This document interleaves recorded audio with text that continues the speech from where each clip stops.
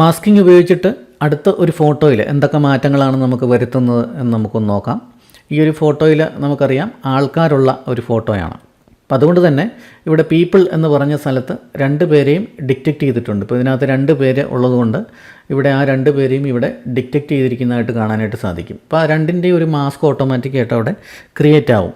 അപ്പോൾ നമ്മൾ പീപ്പിൾ 1 അല്ലെങ്കിൽ പേഴ്സൺ 1 എന്ന് പറഞ്ഞിട്ടുള്ള ഓപ്ഷനിൽ ക്ലിക്ക് ചെയ്ത് കഴിഞ്ഞാൽ ആദ്യത്തെ ആൾ ഫുൾ സെലക്ട് ചെയ്തതായിട്ട് കാണാനായിട്ട് സാധിക്കും. പേഴ്സൺ 2 എന്ന് പറഞ്ഞു കഴിഞ്ഞാൽ രണ്ടാമത്തെ ആൾ സെലക്ട് ചെയ്തതായിട്ട് നമുക്ക് കാണാനായിട്ട് സാധിക്കും. ക്യാമറ തന്നെ ഓട്ടോമാറ്റിക്കലി ആർട്ടിഫിഷ്യൽ ഇൻ്റലിജൻസിൻ്റെ സഹായത്തോടു കൂടി സെലക്ട് ആവുന്നതാണ്. അപ്പോൾ ഈ ഒരു ഫോട്ടോയിൽ എനിക്ക് ഈ ഒരു 2 വശങ്ങളും, ഇപ്പോൾ ഒരു റൈറ്റ് സൈഡും അതുപോലെ തന്നെ ലെഫ്റ്റ് സൈഡും ഒന്ന് കുറച്ച് ഡാർക്ക് ചെയ്യണം. അതുപോലെ തന്നെ ഇദ്ദേഹത്തിൻ്റെ ഈ ഒരു ഡ്രസ്സിൻ്റെ ഈ ഒരു സൈഡ് ഒരല്പം ഒന്ന് ഡാർക്ക് ചെയ്യണം. അപ്പോൾ അതിന് വേണ്ടിയിട്ട് എനിക്ക് അടുത്തൊരു ടൂളിലേക്ക് പോകണം. അപ്പം വേണമെന്നുണ്ടെങ്കിൽ നിങ്ങൾക്ക് ബ്രഷ് ഉപയോഗിച്ചിട്ടും ഡാർക്ക് ചെയ്യാം. ആ ഒരു ഏരിയ ഡാർക്ക് ചെയ്യേണ്ട പോർഷൻ നിങ്ങൾ സെലക്ട് ചെയ്ത് കൊടുത്തിട്ട് അതിൻ്റെ എക്സ്പോഷർ വാല്യൂ ഒക്കെ അഡ്ജസ്റ്റ് ചെയ്ത് കഴിഞ്ഞാൽ നിങ്ങൾക്കത് കൃത്യമായിട്ട് ഡാർക്ക് ചെയ്യാനായിട്ട് സാധിക്കും. ഇനി അതല്ല, നമുക്കൊരു കുറച്ച് ഏരിയ കൂടുതലുള്ള സ്ഥലമാണ്. അപ്പോൾ നമുക്ക് ബ്രഷ് ഉപയോഗിച്ചിട്ട് ഇങ്ങനെ ഡ്രാഗ് ചെയ്ത് വരുമ്പോഴത്തേക്കിനും നമുക്ക് സമയം ഒരുപാട് എടുക്കും. അപ്പോൾ അങ്ങനെ ഏരിയ കൂടുതലുള്ള സ്ഥലങ്ങളിലേക്ക് വേണ്ടിയിട്ട് അടുത്ത ഒരു ടൂളാണ് ഉപയോഗിക്കുന്നത്.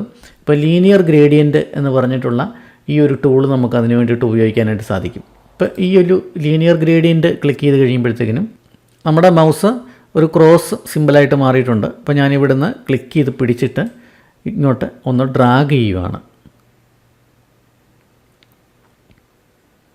ഇങ്ങോട്ടേക്ക് ഞാനൊന്ന് ഡ്രാഗ് ചെയ്തു. അപ്പോൾ നമ്മുടെ ഓവർലേ കളർ എന്ന് പറയുന്നത് ഒരു ഗ്രീനിഷ് കളറാണ്. അപ്പോൾ അതുകൊണ്ടാണ് ആ കളർ ഇവിടെ വന്നിരിക്കുന്നത്. അപ്പോൾ അത് കളർ പെട്ടെന്ന് തിരിച്ചറിയണമെന്നുണ്ടെങ്കിൽ വേറൊരു കളറിലേക്ക് വേണമെന്നുണ്ടെങ്കിൽ നമുക്ക് ഇവിടുന്ന് അഡ്ജസ്റ്റ് ചെയ്ത് കൊടുക്കാവുന്നതാണ്. ഇവിടെ നമ്മളിപ്പോൾ ഒരു ലീനിയർ ഗ്രേഡിയൻറ്റ് അപ്ലൈ ചെയ്തിരിക്കുകയാണ്. അപ്പോൾ ഈ ഒരു സ്ഥലത്ത് എനിക്കൊന്ന് ഡാർക്ക് ചെയ്യണം. അപ്പോൾ അതിന് വേണ്ടിയിട്ട് ഞാനിവിടെ എക്സ്പോഷർ എന്ന് പറയുന്ന സ്ഥലത്തേക്ക് പോകുന്നു. ലൈറ്റിൻ്റെ ഏരിയയിലേക്ക് വന്നു. അതിനുശേഷം എക്സ്പോഷർ അല്പം ഒന്ന് കുറയ്ക്കുവാണ്. കണ്ടോ? അപ്പോൾ കുറയ്ക്കുന്ന സമയത്ത് ആ ഒരു ഏരിയ ഒന്ന് ഡാർക്ക് ചെയ്യുന്നതായിട്ട് നമുക്ക് കാണാനായിട്ട് സാധിക്കും. അപ്പോൾ അതിൻ്റെ ഹൈലൈറ്റ് ഏരിയ ഒന്ന് കുറച്ചു. അതുപോലെ ഷാഡോ ഏരിയ ഒരല്പം ഡിം ചെയ്തു.